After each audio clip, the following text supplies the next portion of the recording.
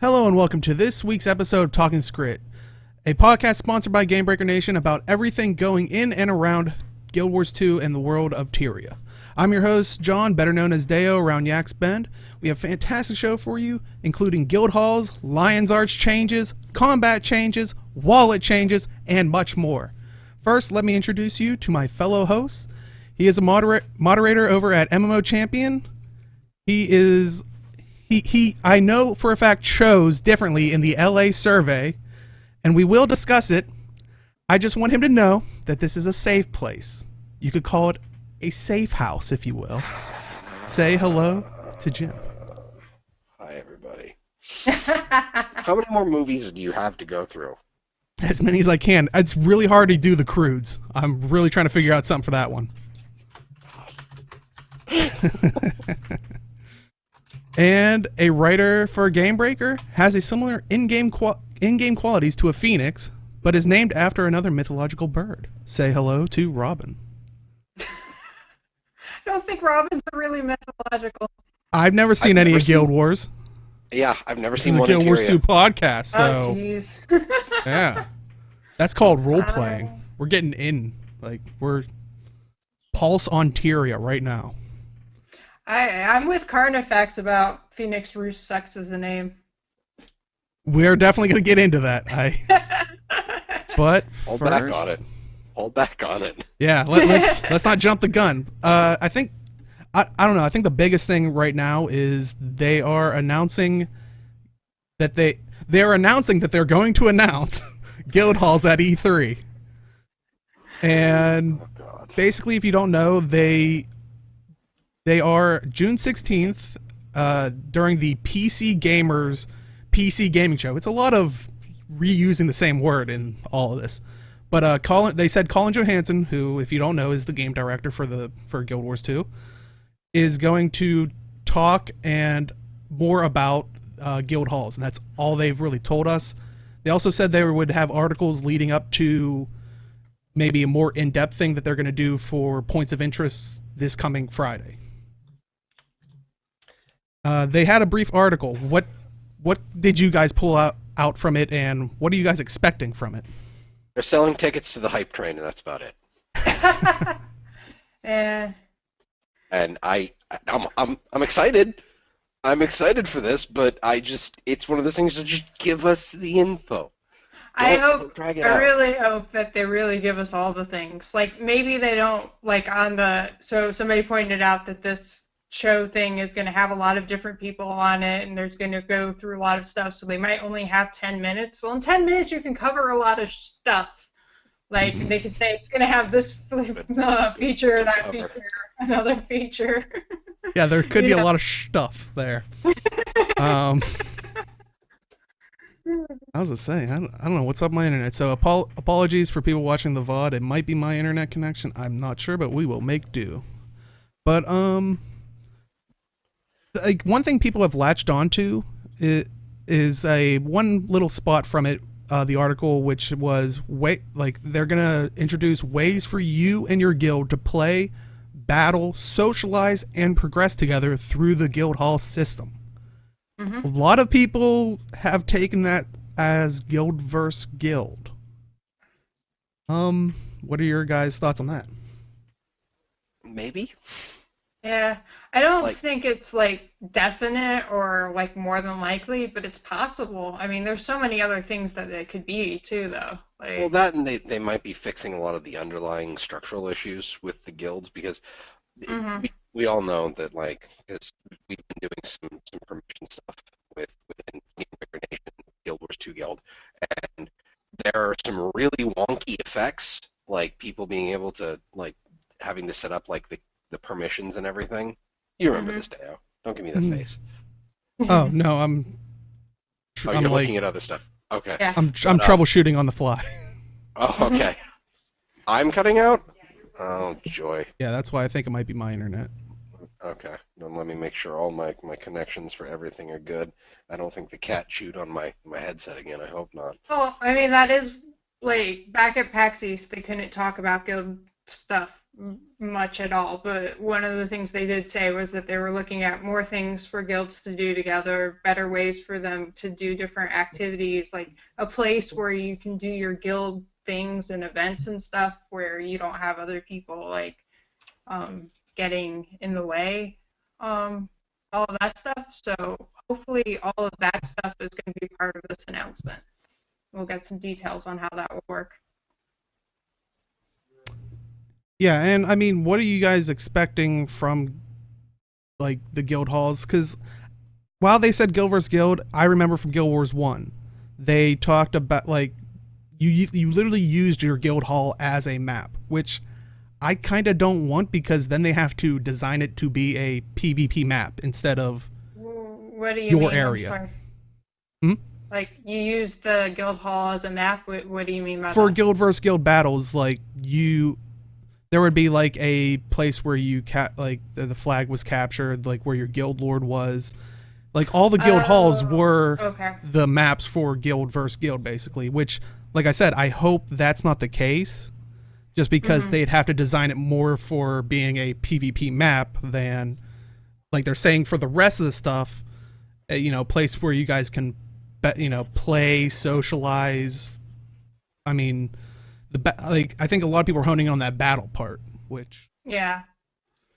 I mean, I don't know. My interpretation of what they've said is I don't think they want the whole guild hall to function like that. So if guild versus guild is a functionality that's related to that, I think it's going to be separate. Like it could be part of it, but separate in a way. Like I don't know how exactly, but it's basically going to be a place for people to hang out, not really a place for any kind of combat to happen, unless it's costume battle stuff. yeah. which if you go back to the MMO or the guild CDI that they had, I think this was near the end of the year, beginning of this year, or somewhere around there, where they were looking at different things, and one of the things was guilds, quality of life, and all that stuff. How do you think that's gonna? Do you see like the little bit of shred of what they've told us? Like, it seems like it's matching up because they talked about customization and identity was an important thing they want to do. They want to even keep small guilds in mind. What that means, we don't know. And like I said, this is the CDI. This doesn't guarantee that all these things are going to be there. Yeah.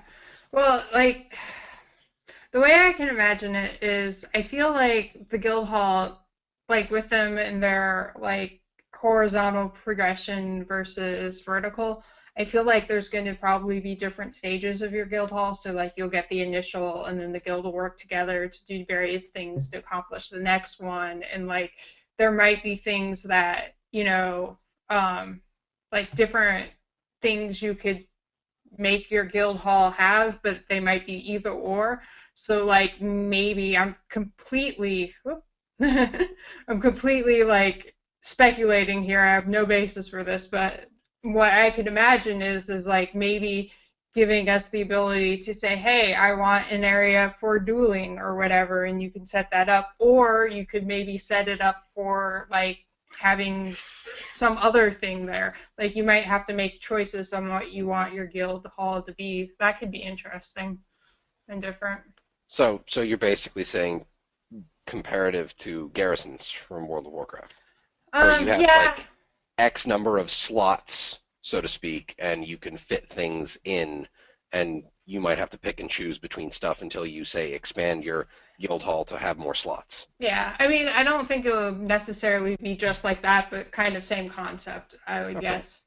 Because like there's a lot of things, like I feel like there's a lot of different things a lot of people want, but like having all of those in a guild hall, like nobody wants all of those things. So Right. I feel like giving a balance of letting people choose and mix and match what they want would be the best idea. I think there was something we discussed this a while ago on the show, that we worried about them ever implementing guild halls because we were worried that it would end up that people would just be sitting in their guild halls. If you had your bank, your trading post, your crafting stuff, if you had access to everything that you run around in Lion's Arch or Divinity's Reach or whatever city you prefer, that no one would be in the cities.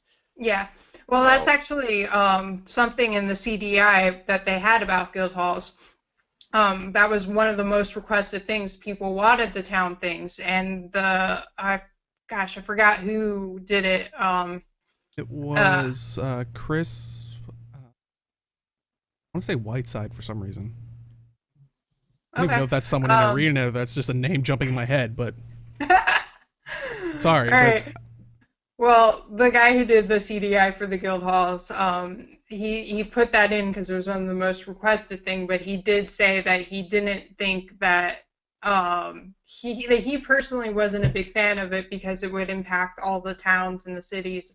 And I get the feeling from them in general that that's something that they don't want to happen. Like, they want guild halls to be useful and things that guilds can do, and you can hang out and do things in them, but they still want people to have reasons to go to the town, which I think is a good call. Like, as nice as it would be to have all of that stuff there, it would be a bad idea to put it all in the guild hall. I can see crafting stations. And I was going to say, chat's like saying they don't see it going in guild halls. And I was going to say, I think they want to steer away from that just because in Guild Wars 1, they did have a lot of those services in the guild halls in Guild Wars 1. So maybe, I mean, granted, it really didn't drain, like, I guess it drained other, like, outposts instead, like, I mean, Lion's Arch, Commodon, was it Caning? Still plenty of people in Smamodon. Well, yeah, but I think that was because it was a trading hub, opposed to maybe outposts. Another aspect I just thought of was if they put all of that stuff in the guild hall, that would severely limit the attractiveness of, like, the Queen's courtyard area that you could buy whatnot, the flying ship, all of those. We're definitely not getting a Mystic Forge. I know that much. There's no way that's ever going to go anywhere other than Lion's Arch and the special areas that you can buy passes into. Well, what I was saying was, like, they do still periodically put those on for sale, so I don't see them making those pointless, Right.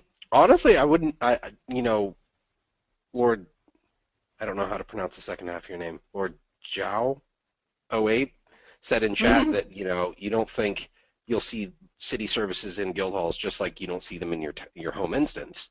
Well, I could see, the guild works towards getting, mining nodes, harvest nodes that you can stick in there to help I mean, that could be a thing that's done. Or more bank space. I don't think so. Bank space, maybe, yeah. Because they did add a new, I think, log tab, which is inactive, I believe, and that was like a couple, but they haven't. So that might be something part of it, but that's just total speculation. It would be neat to see like more standard upgrades for the guild. Like, instead of just like, okay, this thing is active for 24 hours and we have to build another one. It is not liking you. Yeah, I was going to say, this is a rough day for internet for some reason. Well, it's kind of crap weather up here, so... what I was going to say, the one thing I'm most anxious about, like, I really hope there's customizations, like, you can do different things. But the thing I'm most anxious about is how they set it up, because they've got to make it so that it's not too easy for large guilds to just get everything automatically. Like, that would be kind of But at the same time, they need to make it so that, like, also large guilds aren't the only ones who can do it at all. Like, you've got to, like, that was a problem they did with missions originally, was like, it was really hard for small guilds to unlock those and open them up and do them. So there was a real imbalance there, and I hope I don't know what the solution for guild halls is, but I hope they do something so that it's relative for the two. Yeah, and that's also the other thing they have to factor in is I think people are saving up influence and merits in preparation for possibly being used. I really hope so, since How long have we been There's- capped on merits? well, This will be the announcement. Brand new currency. A guild wallet, Yep.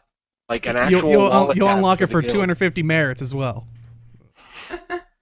Oh, please no more guild currencies until we have a use for the other ones. Well, I mean, that actually could be an interesting thing because they're talking about, with the masteries, you get different stuff as you progress along the racial mastery tracks. Mhm. What if you end up farming up, like, you can get stuff by complete. Wow. He froze Oh. up. Yeah. We might have totally lost him.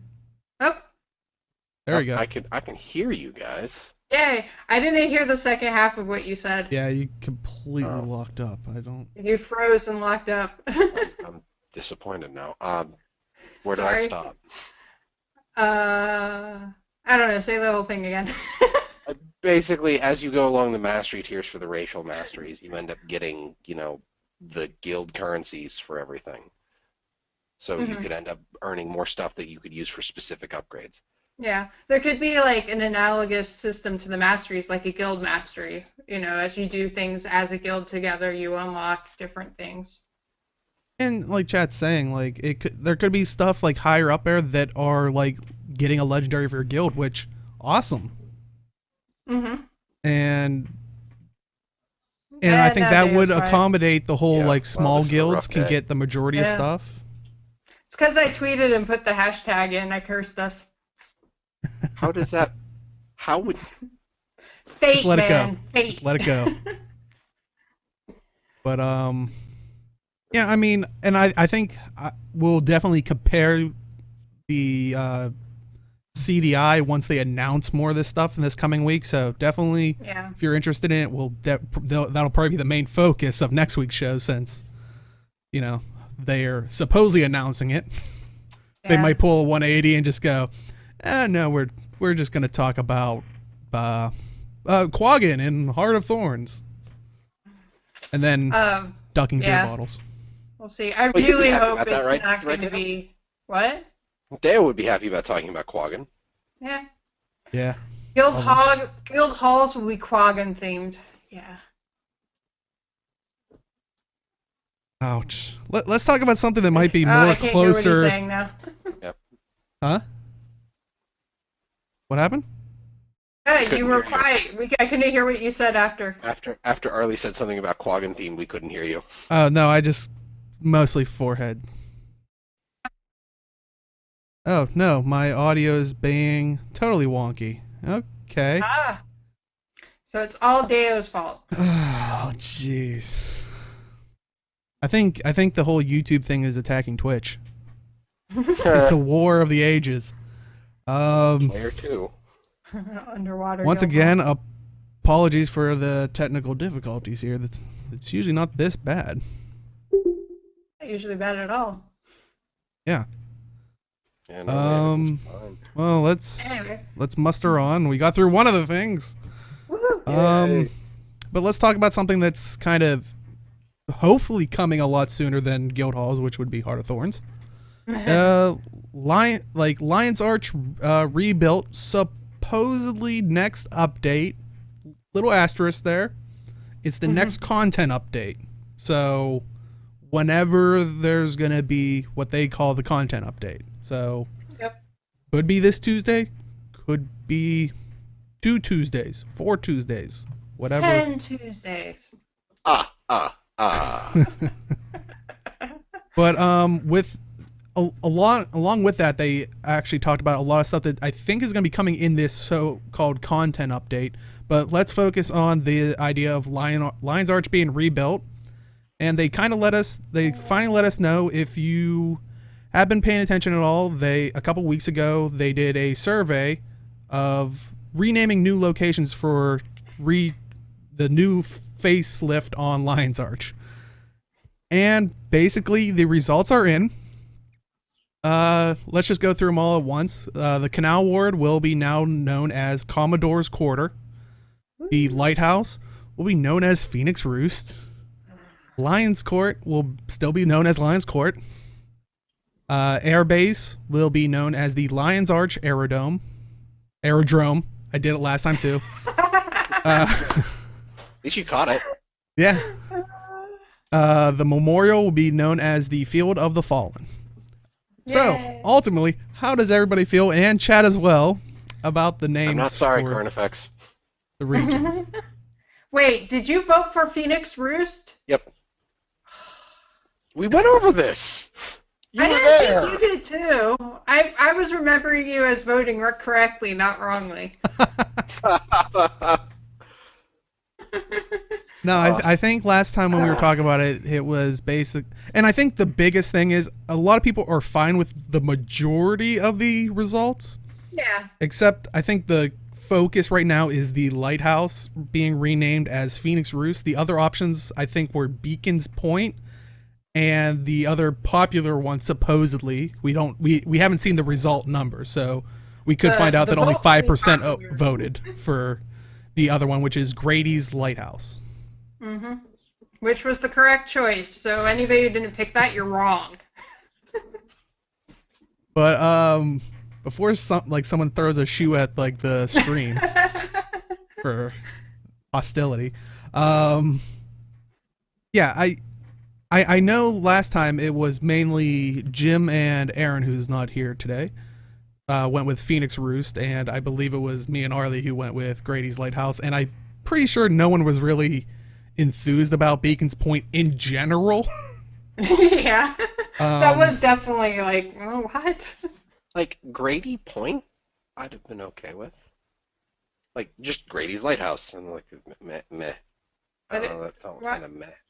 Why? Why would Grady's Like, I'm Point be sitting any here better? thinking about it. I don't, that's what know. I'm asking. Like, I'm just sitting here looking at it. I remember sitting and looking at it, I'm like, all of these choices feel meh to me. And Grady was just kind of like a little, like, whisper of a memory, like, off in this direction. And It I was remember... so sad. I know, and I kind of wish they could have, like, and that was, I think we were talking about it, and it was, a lot of people didn't stick around. What was it? I think you mentioned that day. I was like, you had to stick around to get, the dialogue, and a lot of people were like, okay, Well, we finished the event, let's go. Well, that was no, also the event that almost always failed because nobody ever did it. 'Cause yeah, you the had to ask dialogue for happened it. before the event happened, but it was literally the furthest away from everything. So Yeah. you may have had a select few people that were dedicated to go there. Yeah, Yeah. like I Like- always went there. But Like, they were the people that, like, okay, I'm tired of seeing this event fail, let's go to the lighthouse. So, Basically, yes. so or I'm needed guessing some that's kind of probably achievement, 'cause everybody that voted for Grady's Lighthouse. I don't know. It was just- probably like everybody who did that event and knows voted correctly. like, it just, the entire thing just felt, like, the entire choice just felt kind of meh to me. So I'm like, Phoenix Roost sounds cool. Yeah, Yeah, see, and- even Current Effects did it a few times. And I mean, I know, because if you follow us on Twitter, shameless plug, but when this was announced, boy, was the salt flying, like all over the Yeah. place. How, I can't remember, like, I think Age was talking about it once, and it's just like, yeah, my phone exploded after that. I had no idea. Yeah, it was like me, Deo, and Aaron were like, "Rawr!" But like I know, like, yeah, a lot of people pick Phoenix Roost mainly because it, like, their main defense was it sounded cool.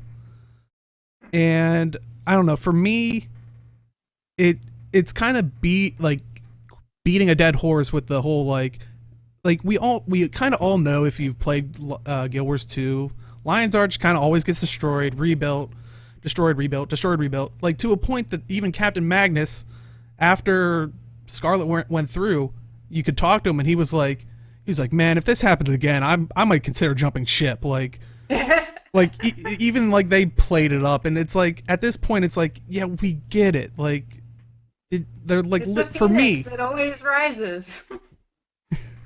yeah, and like for me, it's literally beating you over the head with this analogy, and we refer to it as In kind of case you cliche. didn't get it. If it makes you guys feel any better at this point, I would probably change my vote, but I don't think me changing my vote would matter. You could have been the ArenaNet, we same need a vote. recount.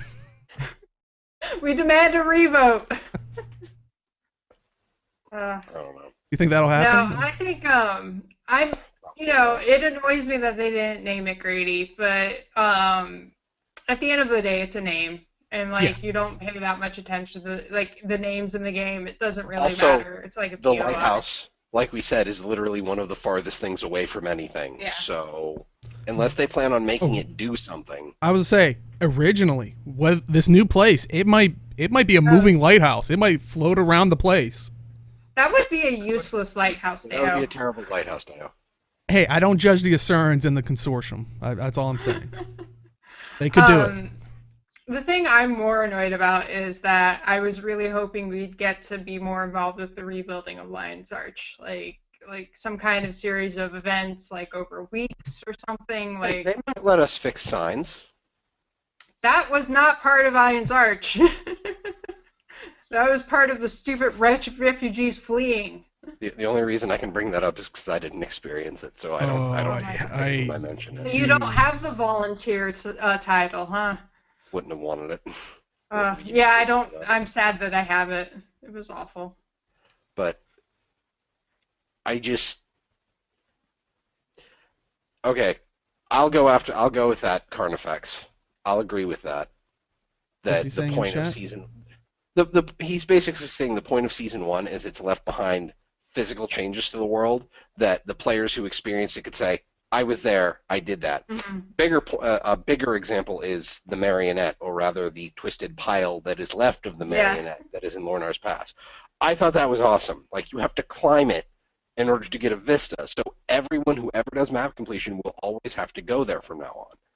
Yeah, and you know what? With the introduction of the story journal and hopefully implementation for season 1 down the road, I think it's a great balance for them to leave this kind of stuff in the game, because I still remember after the battle in Lion's Arch, people coming back from the game to the game were going, like, right when season 2 was ramping up, so people were getting like hyped for it. People were coming back in the game going, what the heck happened in here? Like in Lion's Arch map chat, like every other second, and it's like, then you hear like the veterans going, "Oh, the dark times, man." Yeah, I and remember if it was, go ahead. Sorry. Oh, okay. I just remember showing up in Kessex Hills because when I first started playing the game on release, I went into Kessex Hills. I got my ass kicked by a level 22 deer because I was 3 levels lower than it, and I didn't realize that 3 levels meant so much. Mm-hmm. But I remember Kessex Hills, and then I come back and the Nightmare Tower is there, and I'm like, the hell is that? So it's really a very good point, Carnifex. Mm-hmm. I really and that's the other thing. Like, if it had been named Grady's Lighthouse, people like, oh, who's this Grady? Grady, yeah. Yeah, because honestly, like, if people are playing, if people are playing a game right now, try /wiki and Phoenix and see how many things you get up there. If you did /wiki and you're like, oh, who's this Grady person that owns this lighthouse? I think it'd be more relative. Like, and because that's everybody's defense for Phoenix is like, well, we have Phoenixes in Guild Wars too. Yeah, but not for like 250 years. Yeah. Like, and it's like, even in Guild Wars 1, they weren't known for hovering around the lighthouse. It's...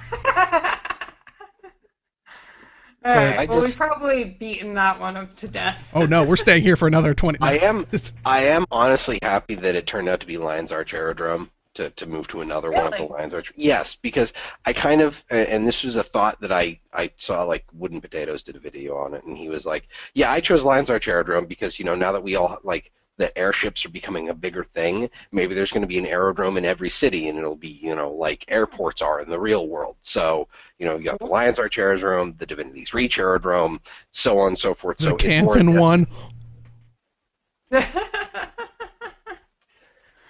Anytime Cantha is mentioned, I just remember when Troy got that interview with Colin, and it's just like, yeah, the guys from one of our podcasts would like to know, Cantha? And that's all that pops into my head every time. Yeah. And for a fact, I believe he said it is a place. He has heard of it. It's a nice place. Yeah. I've heard of it. It's a nice place. Yeah. So. But yeah, I'm actually kind of glad that I picked Apex Aerodrome, or Apex, and I'm actually glad that I was wrong. So. I agree. Like, I like that idea if it comes to B, but as it stands, they were like, this is for defense and military use. That's why I went Marshall Aerodrome. But at the end, like, I don't know, my biggest gripe was with the lighthouse. At the end of the day, I was like, Lions Arts Aerodrome, that's fine. But And then And, the only choice that they gave for the memorial is there properly. So Yeah. yeah, The other, I don't even remember what the other choice was, but I was like, it was Theo, oh, that's Ashford, right, Ashford. Yeah. then and what was the it, Forever Memorial or something like that. It was like, Yeah. He wasn't very, like, first of all, the Forever Memorial is just like, what? Come on. it's cheesy, but I think Yeah. they knew what they were And doing. Theo, like, players never had any real interaction with him, like, that I remember. I remember, like, he basically showed up and he died in the same his point, thing. Like, his entire plot was to die and set something off. So yeah. he Like I wasn't said, a big if- enough if- character to really. You can make that argument with Grady, like he was just there to die, but he was staying to like he was serving a purpose. He was doing something like noble. But actually, He you stayed- can't, because Grady was there since I'm pretty sure the beginning or early beginning. Mhm. Theo actually was implemented, I think, during Lost Shores, Oh, okay. and they put the backstory in, and then eventually, when it came to, I think it was, Dragon Bash, when he was assassinated. Yeah. That's like, but like he had no point whatsoever. Yeah. And granted, I would say he would be in a better role than a lighthouse keeper. I mean, so I would imagine he would have had a bigger role. But Yeah. and like I said, if they would have named it that, I would have called it the George R.R. Martin Memorial, because he was literally put in to be killed off. Yeah. Like, No, but nobody loved him, so he wouldn't have been killed off if it was Aw. a George R. R. Martin wait, thing. Logan did. They were like, friends. Mm-hmm. That's the only backstory they've ever given you about Theo. Really? Is like him and Logan are friends because of the Ashford territory. That's where his family lived or something. Anyway. Anyway, but Moving on to at more the interesting things. at the very end of that article, they throw in there, oh, by the way, core specializations will probably come with this. It's like, wait, what? Wait, like, where's the article for that? Nope, that's all you're Yeah. getting. No, it's a footnote. But they did Well, I mean, say they've already revealed all of it, so. yeah, but they did say this week, and it's led some people to think that this content update is coming possibly this Tuesday or soon. Or Monday. Yeah. Is basically during the week they said that they were going to look more at the core specializations and all that stuff on Ready Up, which usually is on Fridays, but Not the I'm core assuming. I thought they were looking at the conditions and all of that changes. Skills and balance changes. Oh, on okay. Mondays. And Yeah. sorry. Well, that'll be a good segue for the next thing. Damn. Well, but yeah, they all said that this was all going to come together in this content updater. But do you guys really think this is going to come this Tuesday? I want it to. So.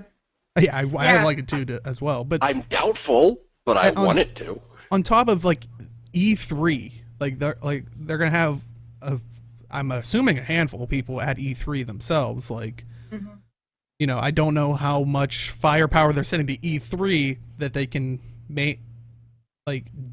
maintain a new update, which is changing a lot of stuff. Like, this was just one little thing. Like, Yeah. we still got combat changes, the movement stuff, all that. Like, there's a lot that's going to be changing with this. Speaking of which, let's talk about the combat changes. Yay. Basically, the biggest thing here is, and it's kind of been teased about with previous betas, and I think when they did their 4-hour core specialization thing, because they were showing little things where it was certain things had a higher count on it, like conditions had a higher count on it. And basically, they are they're raising intensity stacking conditions, and they will stack to a much higher number. Now, they haven't told us what the number is, But they do mention in the article, they said you won't really. I want to quote this. It's large enough that you should never notice it while you're playing, even during world boss fights. So when this is implemented, I believe that is a challenge to all of the Guild Wars 2 fan base there, because I think everybody bring your Necros and Mesmers out. Yep. Yeah. About that. Yeah. It's gonna get a little ridiculous. They're gonna have to rebalance all the world bosses again. Well, another change they're making with that is they're adjusting the scaling of condition power, so you're not going to get as much base off of it unless you actually put Gear in for it. the What stat. I think they said Yeah. it was break even is 700 condition damage. So if you're at 700 right now, your condition, or if you're around 700 condition damage right now, your damage isn't really going to change. Yeah. But if you have more than that, you're actually going to see a buff to your condition damage. Yep. Yeah, I think 700 is the magic number that you should be going for. And that's at max level. So You know, don't feel that- obligated if you're a level 10 and you're not rocking 700 condition damage. Yeah. That would be really impressive to pull off 700 condition damage at level 10. Oh yeah, you'll definitely see a difference if you manage that. But I think it will be a little tough to achieve. Yeah. Prove me wrong. Send us a screenshot or something. I'm kind of curious about how the adjusting the scaling is going to affect things, because like pretty much not everybody, but a lot of people stack the Berserker gear, which of course doesn't have condition damage, and I'm guessing, I guess most of them probably don't run Necros or Mesmers because those were less wanted for those things. So like if you were stacking Berserker, you might already not be doing that, but I'm just kind of curious for people who do play those classes if it's going to affect them and if they're going to re-gear or what. Well, I would assume that it's just I would assume that a lot of the people who run Berserkers are running the like full 6 points into the power line for whatever profession they're running, and possibly the crit line. So a lot of their the miners are like, you bleed on crit. Like that's a lot of miners in either the power or precision trait line.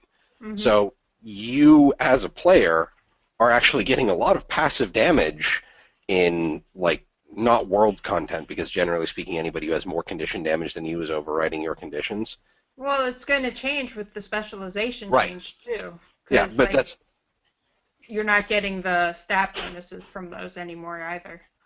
yeah. Well, that's true, but like you're not getting the stat bonuses from the specializations, but I'm just saying like if you bleed on crit, you're getting extra damage.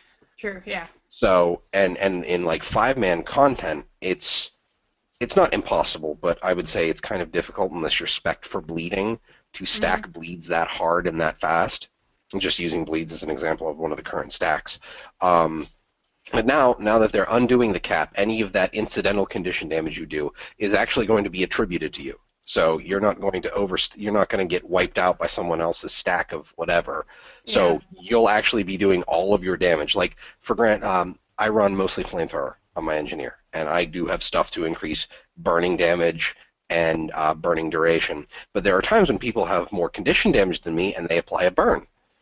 So that means that all I'm doing is extending their burn, and I'm actually not doing as much damage as I was previously doing. And Chad is asking if condition duration is getting removed from armor, or was it just getting removed from traits? I didn't hear anything about armor, but Yeah.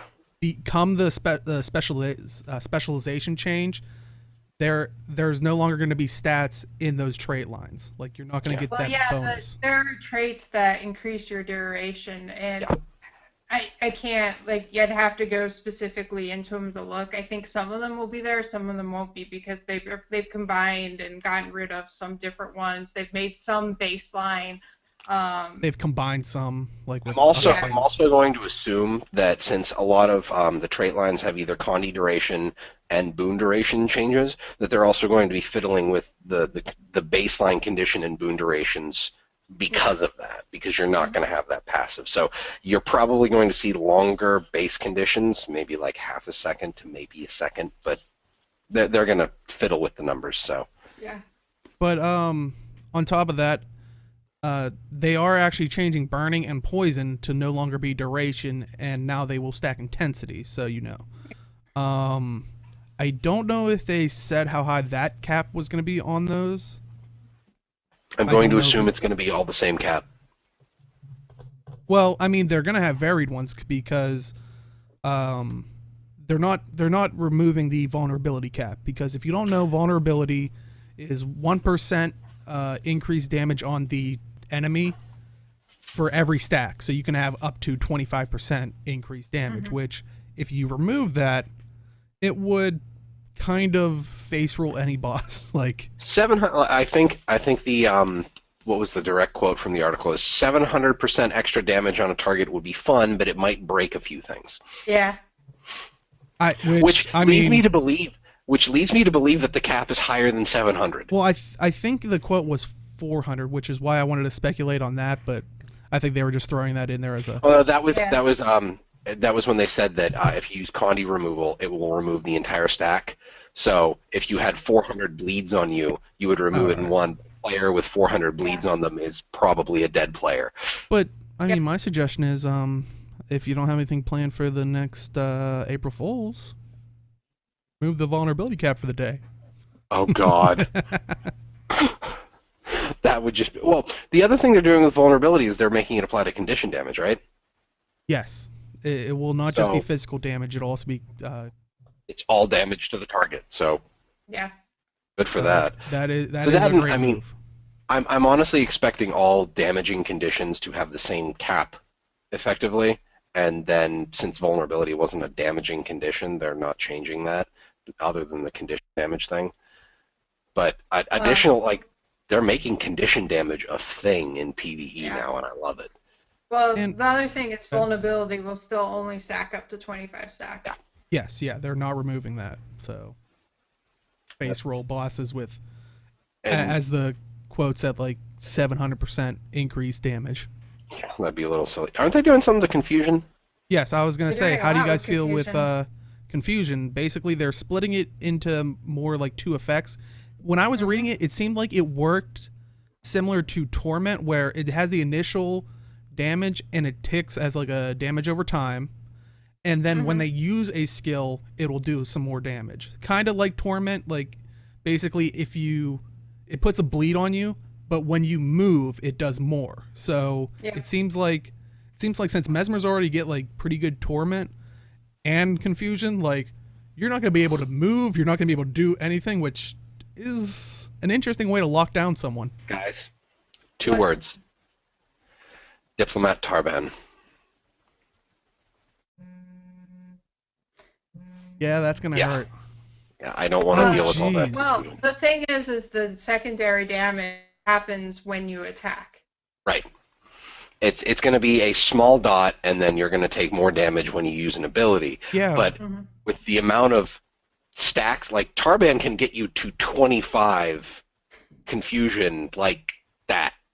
So I'm going to assume that the condition changes are going to be for everything, so that means enemies can do it to us.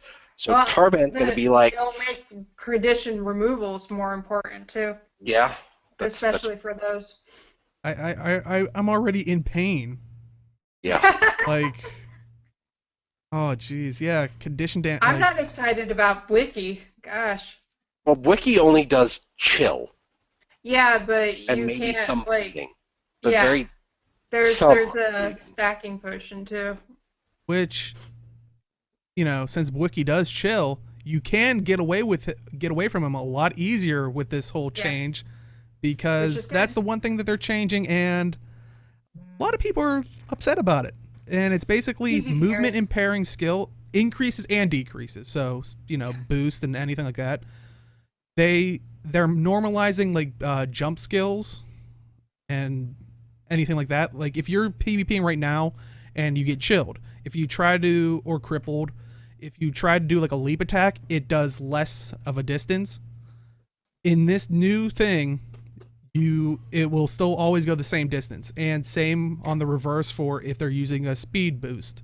They won't go further. They will go the same allocated distance that they're supposed to on the To skill me, type. I feel like I know a lot of people in PvP are up in arms about it because, like, somebody could get really far away from you. One of the ways to prevent it was to cripple them so they'd be slowed.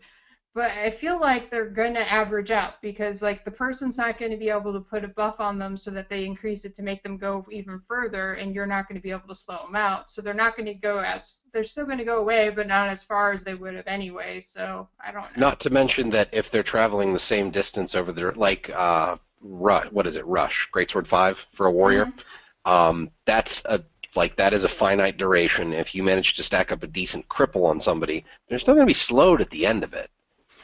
So you can just kind of catch up to them.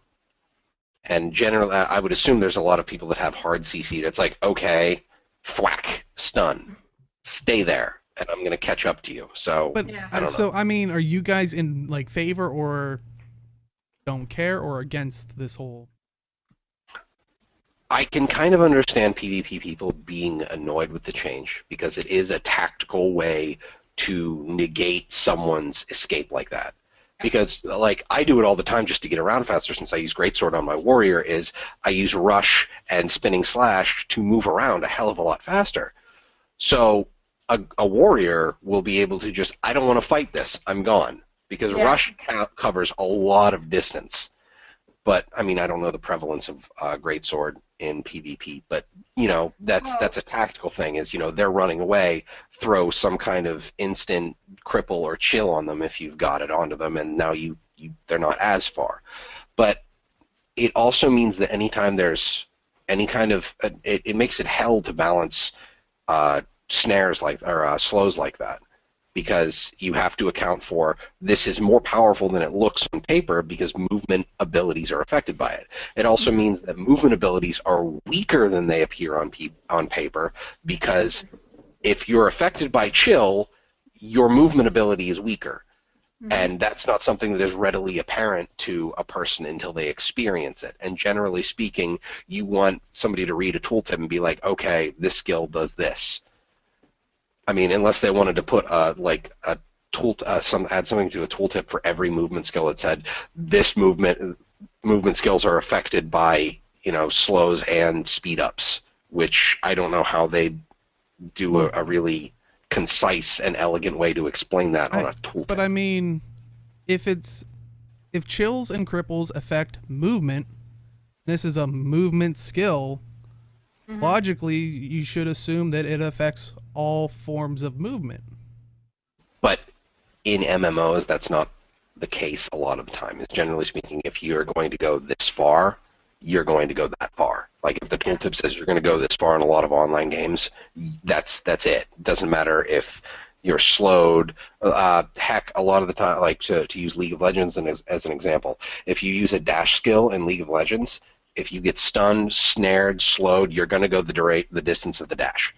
Yep. You'll be stunned at the end of it, you'll be snared at the end of it, but you're going to go the distance because basically the way Riot's designers decided is that the skill says it's going to do this. So you have to do that. And I And that's honestly, how they I think keep it that's ultimately transparent to what it players. is a design choice because I'm sitting here going, does it have to be like every other like esport? Could it have that little bit of reality in it where if I'm chilled, why am I magically going, oh, I'm fine, so I can leap? Oh, I'm cold again. I Oh. mean, it would be awesome, but they'd have to find a concise way to explain that to a player through a tooltip, through a tutorial. Like, you would have to be able to convey that information to a player in an easy way. It just You're has to be moving. made transparent. Like, that's the only thing. And I think they decided instead of, I mean, it's technically, you could call it the easy way out, but it's technically, they decided that instead of trying to figure out a way to explain this properly to a player, they just said, okay, movement abilities are movement abilities. Heck, this is an individual change. This might get changed back Yes. because they still have PvP testing to do, I'm sure. Yeah, Because and we that's haven't seen open PvP testing with this in the game yet. But I mean, doesn't that actually, like we were saying earlier, value more of a removing conditions? If you want to be the guy that can get away from a situation, throw in a couple condition removals too. Like, because if you want to value that as your build, shouldn't that be I regret nothing, Harley. Honestly, I was trying to think of what the Robin put in chat Hercules song. I will go the distance. I was thinking that as well. I was like, what's that from? But anyway, Hercules. I regret nothing. but yeah, it's that thing where it because chill also slows down your skills as well, doesn't it? Yep. If I'm not mistaken. 33% Yeah. slower cooldown. Like, I mean, what? I just don't understand why. I mean, I understand ultimately it was a design choice, but they don't have like I feel they don't have to follow what other MMOs are doing. Well, And I'm not saying that they're following other MMOs. I'm just saying that generally speaking, it is an easier way to design a more concise game because it's less layers, so that means you have less things to take into account when balancing new abilities. Yeah. It'll be interesting to see how it works out. Like, I know people are upset about it, but I think really it's gonna change the strategy involved with it. That's all. Yeah. It'll ultimately shift, and you'll still have people that are kind of sort of immobile in PvP. Like you'll have people that don't have dashes, but generally speaking, those people will probably be tankier. Like you'll probably have more bunker characters being the ones that are more immobile, but generally speaking, you're going to want to stand on the point anyway. So Yeah, and I The do. other thing, Oh, go ahead. yeah, I was just gonna say the other thing and why, like, while I don't think we'll necessarily get the patch this coming week, we have to get it soon, is because in August they have the World Tournament coming up, and they've got to get like this out there and like running on a large scale with PvP and stuff to work out all the kinks before then. I was gonna say I agree with Chad. How, yeah, I do think it's easier to design like saying and like how Robin is saying. It just does feel like a downgrade, and I mean I definitely see the reason is because it will be easier to balance and design. It's just like I would have liked to have been like, hey, keep this cool mechanic that's, as you were saying, not in other games. But Eh. that's also coming from someone that's not a huge PvPer. But yeah, and I'm okay. Like if it were to stay, I'd be okay with it because it makes sense. I mean, I understand why they did it. And honestly, though I do kind of agree with Red Wolf at this point that what's coming in hot that kind of brought this on. Why did they decide to do this now? Oh, definitely interesting. Maybe super Well, chill. I mean, it could honestly just be as simple as they were working on the rest of the conditions and doing all of that stuff that they were like, hey, maybe now we can address this as well. Right. Like, there might not be something specific in HOT that made it. It was just that they were planning to do these other changes, and they're like, hey, at the same time. The dash, the 2 skill on Reaper Shroud, didn't they say that would not be affected by slows? When they introduced it, like when they did the reveal for the Reaper, I don't remember. where they do like the helicopter, the Helinecro, where they like spin the scythe forward and it's the poison explosion at the end. Yeah, I don't remember if they said that or not. Yeah, the Necrocopter, like Lord Zhao was saying, Necrocopter, the 2 skill, the dash forward, was immune to movement impairing effects. Maybe they looked at that and they're like, why don't we just do this for all of them? Maybe. So, and this again, like I'm saying, this might not last because this hasn't gotten into open world testing yet. So, and like I've said before, there's no test environment like live. So, yeah, and I think we said it before. Ultimately, use their forums, use Reddit, use bigger fan sites because they're probably they probably have their eyes out there looking at all these places. My best bet's probably their forums. I mean, that's probably where they're gonna go first, but. Let your voice be heard. I'm sure I think they want you to play the game or be in the game and spend money and whatnot. I mean, I think it's in their best interest for you to be somewhat happy at not sacrificing the game in general. But I think if enough people want the change, they might revert it back unless they know down the road. I don't know. I think this is one change they will not revert. I suppose it depends on enough feedback and not from player feedback. I mean, like data from the game. Like it depends on how. Like that's probably going to be what changes it. Is if game data says this was a bad idea. And that's ultimately the best way to bring up your point on the forums if you have data. Like, that's the best way because it's very hard to refute that. I mean, it is the internet, so people will try. Yeah, a lot of the things I've ever seen devs say on the forum is, things that you feel like your opinions on something are always good, but if you have data to back it up, yeah. Like it's not bad feedback to know a player's opinion on something for a dev, but someone showing data, it helps a lot. Yeah, I mean, the fact that it feels bad when you see somebody else get 2 portals for the beta when you haven't gotten any, but we know that it doesn't really affect you, Still have both.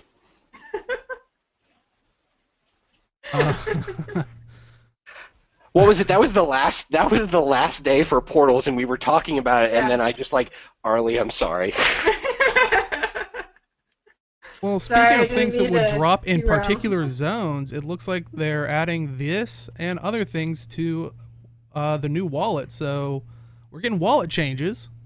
I doubt they're going to put beta portals as a currency in there, but you never know. Oh. Maybe as a little gag. I don't know. But basically now it will display in the inventory. It seems like you can kind of see it now, like I think if you hover over it, but I think it's more... It takes you to where it is. It's just... Yeah. Yeah, if you click at the bottom where your gold is on your inventory, it'll send you to the hero panel wallet. Yeah. And it will also have a filter system, shortcut. So it seems like there's going to be a load of currencies. Well, that's the thing. That's why I really love that they're making a list. Like, as much as I like the grid with the icon and all of that, but having it as just a list makes it so much easier for them to just add in more. And my opinion is add all the things in the wallet, please.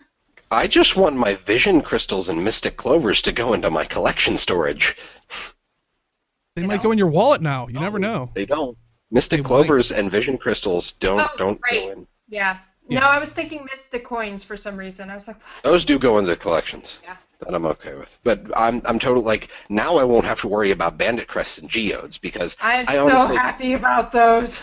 Well, I like playing the Silver Waste because I like how the events are set up. I find it fun, but I don't want to do it on anything but my engineer because I've basically dedicated my engineer as my Silver Waste character. So my inventory fills up with all these bandit crests and geodes, and I'm like, what do I do with this? Yeah, and as they're saying, like they kind of hinted at at least a couple of things that are going to be in the new wallet, which are pristine fractal relics, World v World tournament claim tickets if you've participated in the World v World tournament. So maybe this is a hint for more of those. Geodes, bandit crests, and as they said, upon logging in, if they did this with the wardrobe system, kind of all the systems that took into effect like currencies. As you log in on these, your characters, they're gonna... And each character. Yeah, they're gonna... So it's gonna be character-based to apply the stuff into this account-wide wallet. The initial time. Did you say spirit shards? Because I thought they said spirit shards would be in there, too. Yeah, but we don't... That conversion will happen at launch. Well, yeah, launch of this. Well, no, that's gonna come with the thing, which is another... We'll get to that. The wallet. That's but, what I meant. Okay. I kind of liked, I don't know if I'm just overreading it, but they also said currencies will display in the inventory differently depending on where you're at. Like, for example, if you're in Dry Top, maybe it shows you geodes. If you're in Silver Waste, it's going to show you bandit crests over. I don't know. I feel like it has to show you, all the things depending on where you are, but maybe, where you are, it'll have it highlighted or something. Well, the way I thought of it was, maybe when you... looked in your inventory where it says gold and stuff, maybe it has the geodes next to it as well, and then when you highlight it, it'll show you the list. That was just my thought. That's all I saw. I don't think there's no basically, photos. If you're in Dry Top, you're probably running events. I was recently in there to get one of the recipes to build Madri, and every time I had to figure out how many geodes I had to open my inventory. I had to look at all the stacks I had. So now, you just open your inventory, look at the bottom. I'm in Dry Top. You clearly want to be able to see how many geodes you have because that's the map currency for this. So boom, right there next to your gold, geodes. I honestly think the most frequent one is going to show as Gold and Karma. So that's Okay. probably going to be the two that show down there the most. I don't know, like, I'm thinking about it, and I don't think they'll just show all of your dungeon currencies when you're in Lion's Arch, because that's where the vendors are for the dungeon stuff. Yeah. But I'm thinking it might show the dungeon stuff like when you're in the dungeon, because clearly you're running the dungeon for a reason. So it's like, how many things do I have? Well, Boom. but you have to have it show in Lion's Arch too, because you need to. Well, the only problem with that is you're going to see all of the dungeon tokens at the bottom then. Yeah. So I'm thinking it might clutter the UI since you can expand and contract that box. Yeah. If And they're I gonna do show it agree. like how you say. And the nice added feature that they talked about was when you highlight over these specific ones, like for example, they said the dungeon tokens. If you click on them, it'll actually show you where that dungeon is. And this is one thing people were worried about with the pristine fractal relics, which if you don't run fractals, you get regular fractal relics. The pristine ones are basically 15 of those, but they're also used as a currency. Mm-hmm. Now, they didn't confirm this or anything, but this is where I would assume, because they said you could double click like certain currencies to have another feature for them, which I think this might be where this might be how you're gonna still convert them possibly, but there's no answer to that. But it does Maybe make it Silky seem like Sand it's a will work lot better. Go ahead. I was just thinking that I hope Silky Sand goes in for that reason. No, Let me everybody just wants that double in click their on the bags. Silky Sand. You're gonna need those for when the next flood for Lion's Arch, because Got to build the sandbags to. yeah, to build, to you'll hold literally be able to the water drop. back. You'll be able to fill your bags full of silky sand and literally drop your bags, and you'll have sandbags. Oh, jeez. You're welcome, 10 of 10 ArenaNet. would play again. But as you were saying, the sky, they're not sky shards. Spirit shards. Spirit. Been playing too much Etho, Dale. Ooh, Spirit. But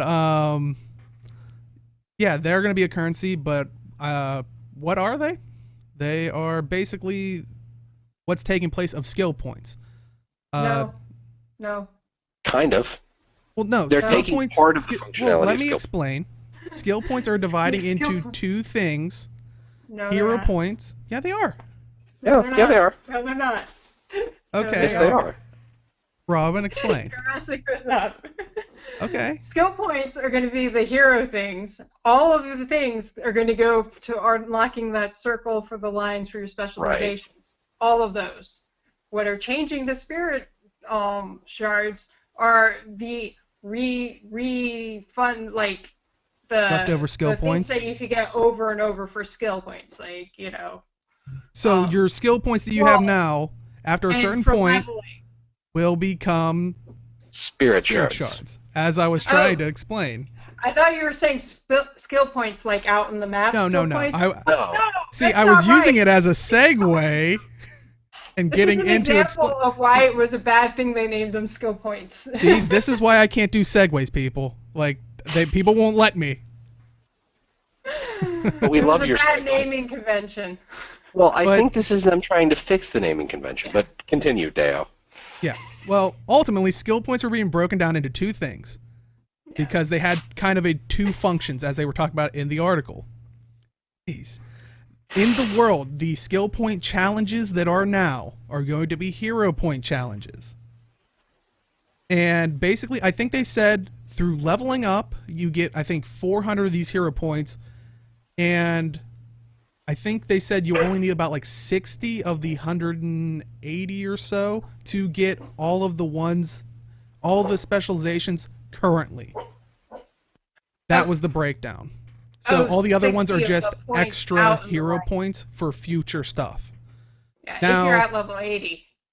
Well, once you're 80, you're like, oh, I can't get the hero points. Like I've done all the skill challenges. You really don't need them anymore. These new things, like how you get skill points through champion bags, using the scrolls of knowledge, the tomes, all those The things. tomes that you used at 80, which gave you a Yes. skill point. Like however you would acquire a skill point. And they also said these spirit shards will have a chance to drop from monsters as well once you're 80. But basically, these spirit shards will be the currency for the Mystic Forge. And possibly other things, because now it's an actual currency. What I do like from this is they were talking about, for spirit shards, how before there was really no way we had writs of experience that would give you roughly, I think it was 5% experience in your experience bar. Yeah. So basically 20 to level. Well, now you'll be able to trade in 20 writs of experience for 1 tome of knowledge, which I think For a level 80 character, yes. it's 1 level, so. And that way, if you have all 80s or only have 180 or what, all your characters are 80, you can still use these writs of experience. Once you save 20 up, you can go and turn it in for a tome of knowledge, which will reward you the spirit shard. Yep. Which also means that the spirit shards are now global, so you don't have to worry about using it since they're a currency. So you don't have to worry about who you use the tome on. Yep. So that's something I'm particularly happy about. Ultimately, And I now- think it's so- a nice change. I mean, And what, all the skill point scrolls you'll be able to click them to just get spirit shards on a 1-for-1. Or, I mean, you can use them up now, and then you'll get it converted automatically. yeah, they said That I could think actually free up 2 bank I slots think for they that. said upon logging in, it will automatically the scrolls will automatically change. I don't. So Right. it's worded a little weird. Like either when you log in, they'll automatically take and say, "Oh, you had 10 scrolls. Here's 10 spirit shards," or you're gonna have to log in and click through each one. You'll probably have to Yeah. click them because that's what you had to do with the transmutation stones. Yeah, I mean, I know a lot of people are interpreting that they're not. So I know some people who are not using up their scrolls right now because they're banking on them not having to click later. But I don't know if they're necessarily going to do that. I have a macro on my keyboard that does a left click every 15 milliseconds. So. Botting. Oh yes, because me holding a button to click a pile of luck essence is totally botting. ArenaNet, I'll I rat don't- them out for a legendary. I'm just saying. What I just ratted Current myself Effects is out. saying- with current effects saying with price for spirit shards, I can't say anything about whatever new they might add for that you can get with them, but for things currently in game, I don't think the price is going to increase that much. Like if you have something that costs 120, it would still cost 120. I think. Yeah, Yeah, I don't. It would be surprised weird if if, since it seems like from the article they never expressed it. It seems like it's going to be a 1-to-1 thing. It'd be weird if they decided to be like, the recipe for a gift or whatever, or anything like that would increase the. Yeah, Bloodstone Brick is now 600 spirit shards or something. Yeah, weird. it'd be weird if they made that change, but they don't- could. I mean, I suppose it depends entirely on what they make the drop rate from level 80 stuff, or like the drop rate of spirit shards from creatures. I would So imagine they it's going could- to be fairly low, but still. Yeah, so you'll probably still be getting spirit shards as much as you'd get skill points for a level 80 character. So it's when you level up, it's when you find scrolls, so on and so forth. But yeah, I don't really see them changing the cost of skill point items. So I am happy that they're doing this because it cleans out a crap ton of stuff from my inventory because now I don't have to save. I really wish that the birthday scrolls could be used for 20 skill points. Mm-hmm. Yeah. I don't know why they don't do that because I've gotten a ton of them and I'm going to have. And I'm going to I keep have getting a- more. yep, I a have a third level birthday's 80 coming up. I mean, I have 65 tomes in my bank along with one of the birthday scrolls right now. I have a level 80 Revenant. I'm not going to need any of those scrolls anymore. So I wish they could, because aren't there scrolls that you can get that give you like 5 skill points right now? Yep. And I know that they can have multiple uses, so I don't see why they don't do it. But it's odd. But generally speaking, I think this is a good change. I think this is a necessary change just in order to break things away from. It makes skill points an actual currency, and it makes hero points an actual like character progression system, as opposed to them being like, okay, people have all of these skill points. What do we do with them? Yeah. and But I mean, know people okay. are upset that they're going to have to re-go through and unlock everything. Oh yeah, that thread you linked in the the notes with. Yeah. It's if you have everything unlocked, you pretty much are just going to have to press a few buttons, and then you're right back to where you were. Yeah. Well, there are So some people concerned because, like, some people really just don't like, I don't know, going to the skill challenges around the world. I don't know why. I can't get into that. I have no idea why some people really don't like it. But there are apparently some people out there who level to 80 and then just got all of their other skills by those scrolls. So they're like, so I'm not going to be able to unlock everything because all of those things that I use with scrolls are going to be spirit shards instead of, like, you can So- get Well, I am all of curious that if they will stuff. grandfather people in at some From what they fashion, said, but the way they're Probably not. working on both the blog posts and during the stream when they revealed it, they said that they're going to all of what you would have gotten through leveling, they'll take whatever level you are and give you that many points, and then they'll give you points for like every world challenge thing that you did, and then everything that you got from one of the reusable will be spirit shard. So, like, there are some people who are hoping, like, if they haven't done the world things right now, like, they can use the scrolls to kind of cheese it and get, like, credit somehow. I don't think that's going to work because I think they're It's going to take into account what each character's done. it clearly that means they have a log file of every skill point that you ever got and ever used for a given character. So it's like, okay, it's easy because you're this level and you've completed this many world challenges, so that's easy. Yeah. You get that many points, and then Yeah. obviously they have a way to separate out the data of you should total over the life of this character. You've gotten this many skill points minus the ones we just turned into hero points. You now get that many spirit shards. Yeah. So I honestly don't see them as grandfathering anything in on this, because the whole point of them making these hero point challenges is to get people to go out and do stuff in the world. Yeah. They don't want you, like, I think the only time they'd really care about you just playing the game up to 80 and not going out into the world is if you do nothing but PvP on that character. Yep. Which Because in PvP, everything is automatically completely unlocked, so this Right. isn't even an issue for them. Yeah. Which is So, yeah. honestly why I'm really glad that ArenaNet understands that separating PvE and PvP is a good thing. Yep. So Which is why it's so weird to me that people who PvE, so the only people who should be concerned about this at all are PvEers.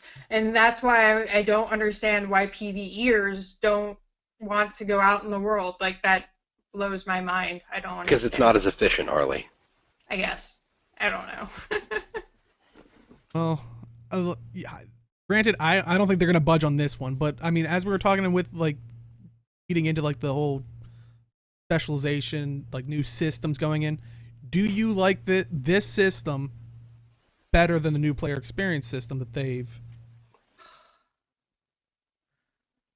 of how For to the unlock, traits and everything? like, how to unlock the traits, how to gain your hero points to unlock trait line, like, Yeah. skills? I think within it? I'm curious how it's going to work leveling for people, like how they're going to explain it. Because I feel like it's a slightly less intuitive system than the way it was originally.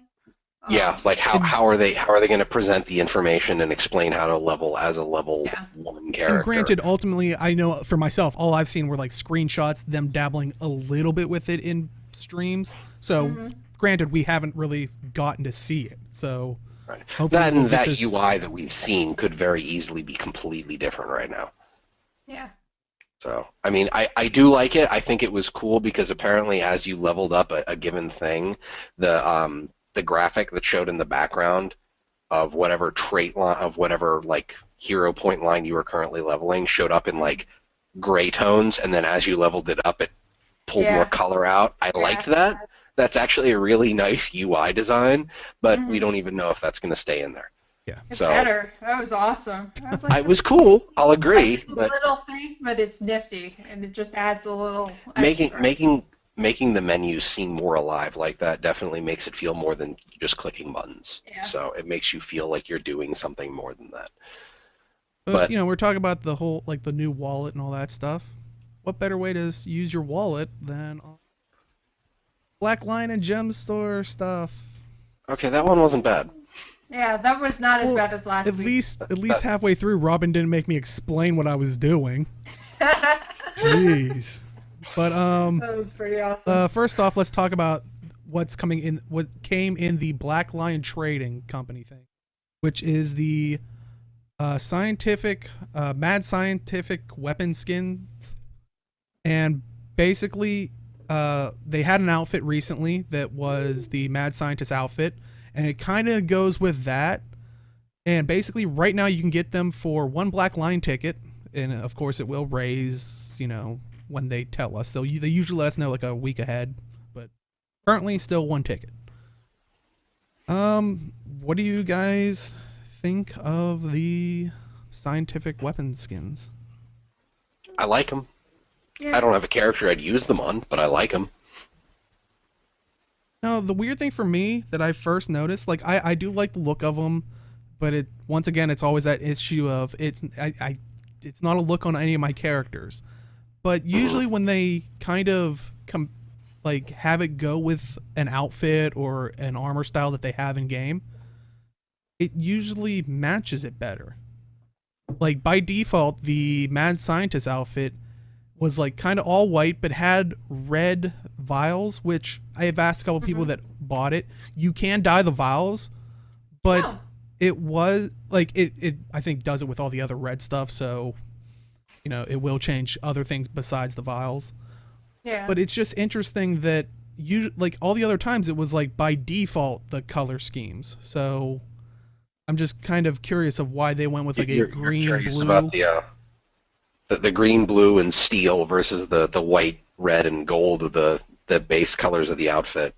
Yeah, I'm just interested by that. Go ahead. I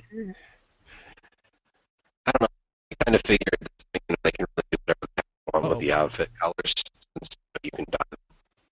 You got robot-y again. Yeah. Yay! It is not. Oh, you fixed it. I don't know how. I am a robot.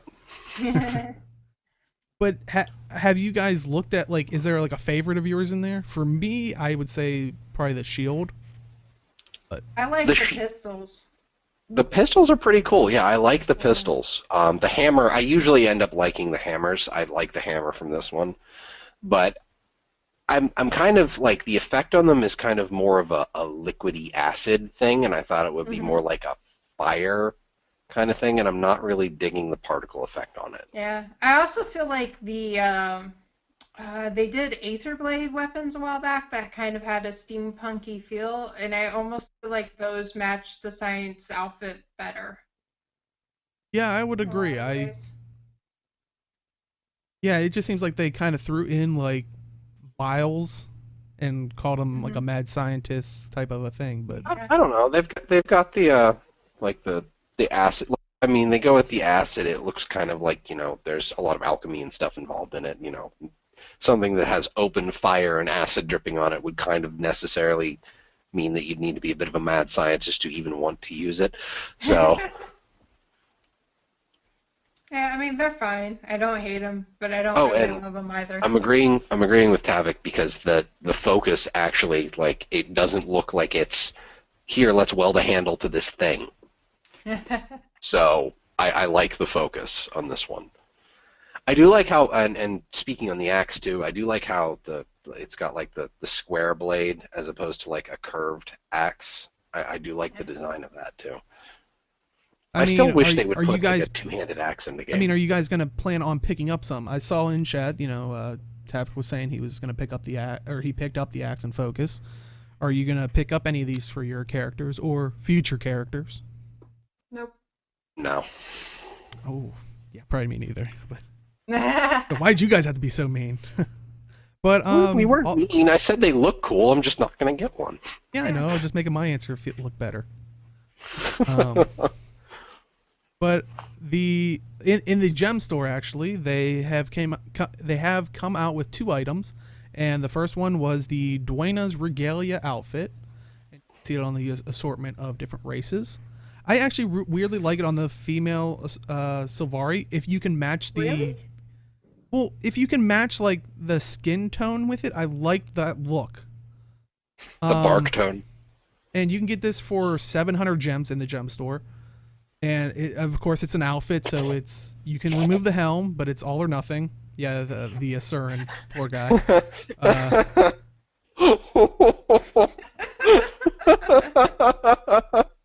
I'm sorry. This is the first time I've really seen them on anything other than a human model. Oh my god.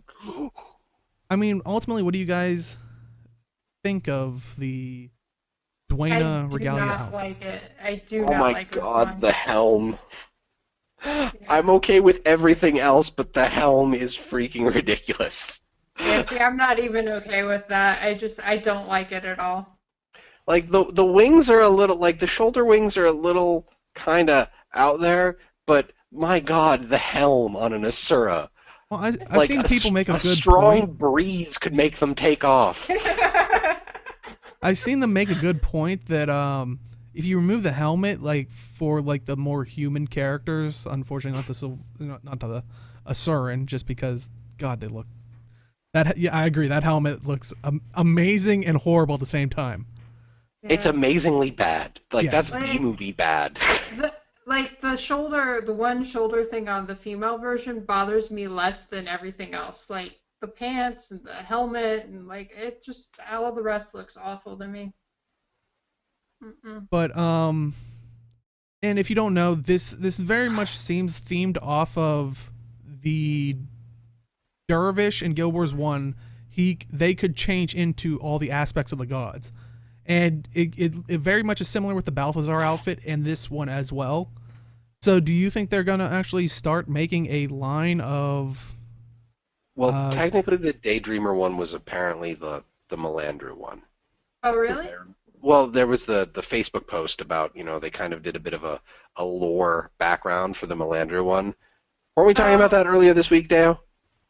I think I missed that conversation. I don't know, but I couldn't Yeah, agree with that Daydreamer. Well, it's earthy and like natural looking, but I'm just going off of the description. I can't remember who read it off of Facebook, but apparently they released on their Facebook page. They did a little blurb, and it was related to Melandru for the Daydreamer stuff. But my God, like I didn't mind the horns on the Balthazar helmet because kind of fire demon looking thing, and they weren't even really that bad. But holy hell, those wings. That's just so terrible. But I mean, do you think we're gonna have other Yes. other human god ones? So Or are they gonna like, try to? Are they gonna try to run as long as possible They might. until I would people are hope like, so. I don't want this anymore. Stop. Like. Well, I mean, I like I bought the Balthazar one. That's one of the first outfits I bought, and I think it's actually the first outfit I've actually bought. I bought the Crystal Nomad one, but the Balthazar one looks awesome. I agree with Lord Zhao. I would love to see a Grenth one, but we've got what? Grenth, Lissa, and Cormyr next, right? Mhm. If they keep going. Yeah, I'm totally cool with that. So. And I mean, I have a theory on maybe possibly the next ones we'll see. My thoughts on it. So far, they've done ones that have a back piece associated with it, which we have the Balthazar one and the Dwayna one. We still have the Grenth one and Lissa. So I think these two are going to be the possibly next ones.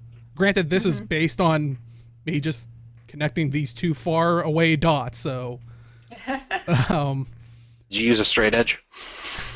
No, I squiggled all the way there. Okay, got it. But I think more likely might be the Lissa one because we have a Grenth mask already in existence. Mm-hmm. So my guess might be Lissa, which multi-faced helmet. I'm all for it. I love that in Guild Wars 1. So Be interesting to look at, that's for sure. Yeah. Just as long as it doesn't have gigantic somethings protruding off of the helm, I'll be fine. What? And yes, Red Wolf, I do agree. Flying Nun, totally. I had no idea. Like, I didn't connect the dots in my head until you mentioned it. But yes, the Flying Nun for that helmet. It's nuts. And last up in the gem store for 150 gems, was a Sylvari pod mail carrier. I like that. That's cool. Yeah, Yeah. basically, if you don't notice it, it's basically the elevator that kind of takes you up to the see the avatar of the pale tree in the grove. Would you guys buy that for 350 gems for your mail carrier skin? I haven't spent any money on mail carriers yet. I spent I Indian think they're- gold. Yeah, and then Aaron refused you. If I didn't already have the Quaggan one, I would probably buy that one. That's pretty cool. Would you, if they made a rainbow unicorn one, would you get that? Yes. Okay. What if that had a Just to little complete quaggan the set. inside, flying Oh, in the God. elevator? Like a little Quaggan riding the rainbow unicorn. That would be amazing. Oh, in the mail carrier, and he Or handed both. you the letter. Let Arena make money off, for like, just. But I mean, Yeah. yeah, would you Go ahead. guys buy it? Like, I think we're all in a consensus that for us, Yeah. we're not the. I know I'm not the type that's gonna buy a mail carrier because I don't notice them that often, except when Arlie tries to spam me with. You only notice the best one ever. It's funny because we'll all be in a dungeon together, and we'll just see a quaggan flying along, and then we'll hear Arlie cackling, and then Deo's just like, "Oh God!" It's more like no. The And best you just part see is him you run running, away, so and- it follows him. But I do think these are cool. Like it was a nice idea because the bird has been the carrier pigeon has been in the game since the beginning because I remember seeing it at the start, and I thought it was a nice little touch. It's like you get mail, hey, swoosh, met carrier pigeon, or when you send stuff off to go to the Black Line Trading Post, it takes the stuff from you. It's a nice touch. I haven't spent any money on it because I don't think it's a big enough deal, really. None of them have really caught my eye yet. To And really I make me agree want with to buy it. Chad. They're saying that I guess at one point MMO Inc. said 300 400 gems is good price for mail carrier. I agree. Oh Granted, yeah. at the end of the day, Mhm. like I said, not my cup of tea. But if that's what That's someone what I like. wants to spend My their gems one on, complaint, my one Okay. complaint with the mail carriers is that it doesn't default to your bought one. Like I have one bought one, and I still have to remember when I go to send mail to switch it to the Quaggan each time, and it drives me insane. I'm like, Can't that's the change only the one I default? want Good. to use. good. Can't you change the default in your hero panel? It doesn't stick for me for some reason. Hmm. I don't know if Good. it's a bug, but like literally every time I log in, I have to go and change it. Working as Which is why intended. Thank you, sometimes ArenaNet. you'll get two in a row. The first one won't have it, but the second one will because I'll be like, crap, after I send it. Working as intended. Thank you, ArenaNet. Actually, can you make it so if I pay double of whatever mail carrier she has, it disables it so she can't send it to me? No. That's a good investment. But yeah, that's the show for this week. A lot of stuff happened. E3's coming up, so definitely tune in next week because we're probably gonna. Keep going to. Yeah, we'll have a lot of stuff to talk about. But Yeah, keep going. Guild- Keep staying on Guild Wars 2 homepage because they'll be throwing up articles every day. And if you At don't least have a that's what Twitter they were account- claiming that they were Yeah. gonna build up till that Friday where they're gonna show more in depth on their points of interest. So definitely keep your eyes on Guild Wars 2's site and keep an eye on our host and Jim. Where can you be found? I can be found on Twitter at MalfanusMMO. Robin, where can you be found? On Twitter at Arlie82, on Twitch Arlie82, Gamebreaker.tv, and my blog MMORlie.com. And you can find me at simply_Deo on Twitter. I swear I'm gonna stream Twitch. Like I don't believe it. You say that every week. I know. I think it's becoming a running joke. Like I don't think I'm allowed to stream now because it's just. But you can find us, all of us, at GameBreakerNation.com. We're not just the Guild Wars 2 guild. We have groups going for like League of Legends. We have World of Warcraft. Horde, I believe that's like Hyjal, but go to the site. It'll actually say it there. Outer Scrolls Online, Final Fantasy XIV, Star Citizen, Elite Dangerous. We honestly just All keep the growing games. with members like you. Like I pop into Trove. I see a couple people in there. We have people in Minecraft. So it's not just those games. We go everywhere. You can check us out, this show out, if you're tuning in just now, over at our YouTube channel. Just search Talking Skritt. If you're watching the VOD, we are live on Twitch every Saturday at 1 p.m. Pacific Time, 4 p.m. Eastern. And we also are trying to get iTunes up there for people, audio listeners, so you can listen to us on the go. I would apologize ahead of time. But as Don't always, apologize. It's part of the charm of the show. not with my voice. But as always, we will see you. Night, everybody. Good night, everybody.